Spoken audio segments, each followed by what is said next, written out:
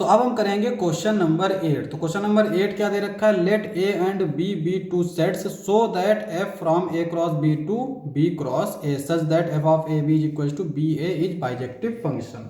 तो यहाँ पे हमें इस फंक्शन को शो करना है कि ये हमारा 1 1 ऑन टू है। ठीक है, 1 1 के लिए डेफिनेशन क्या है, अगर फंक्शन हमारा ए टू बी है, एफ ऑफ एक्स हम वाई के एफ ऑफ वाई के इक्वल लेते हैं, तो ये प्रूव कर देते हैं कि X is equal to Y है। अब यहाँ पे जो हमारा ये सेट है, ये हमारा दे रखा है क्रॉस प्रोडक्ट में यानी कार्टेशियन प्रोडक्ट में, और यहाँ पे जो हमारा ये दे रखा है ये टपल में दे रखा है यानी ए और बी एक्स कॉमा वाई के फॉर्म में दे रखा है।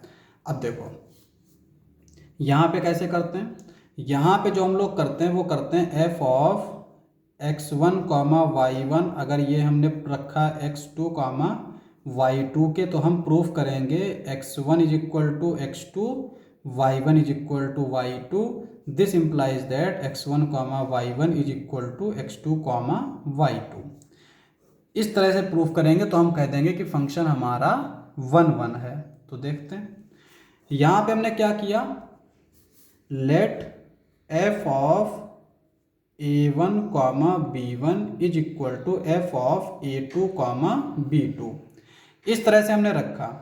अब यहाँ पे जो फंक्शन डिफाइन है ये हमारा क्या है, दरअसल उल्टा है, यानी a कॉमा b है, इसका उल्टा क्या है b कॉमा a। तो यहाँ पे हम लोग क्या रखेंगे, a1 कॉमा b1 है तो ये हो जाएगा b1 कॉमा a1, यहाँ पे a2 कॉमा b2 है, ये हो जाएगा b2 comma a2।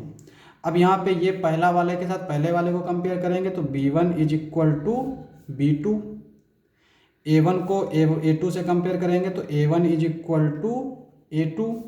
This implies that a1 comma b1 is equal to a2 comma b2। तो यहाँ पे हमारा इस तरह से आ गया। अब देखो f of a1 b1 is equal to F of a2 b2, ये जो है इक्वल होने चाहिए, तो ये हमें इक्वल मिल गए। This implies that f is 1 1।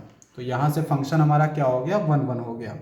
On to के लिए क्या होता है, ऑन टू की जो डेफिनेशन है, for any y belongs to codomain, यहाँ पे ये कोडोमेन की बात करता है। There exist x belongs to domain such that f of x is equal to y।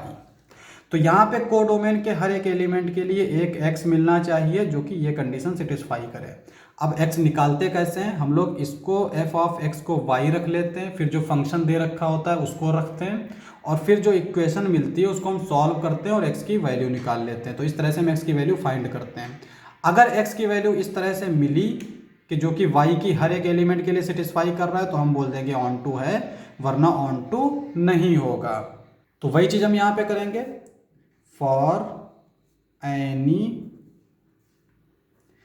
हमने यहाँ पे चूंकि बाइजेक्टिव फंक्शन दे रखा है तो हमारा इसमें किस तरह के टपल टाइप के होंगे, यानी y comma X belongs to codomain b cross a।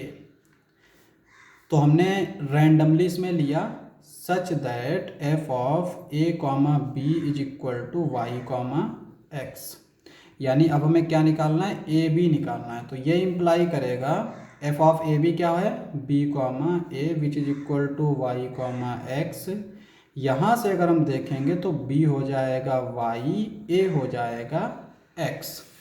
तो यहाँ से हम जो वैल्यू मिली है इसको उठा के हम यहाँ पे रख देंगे।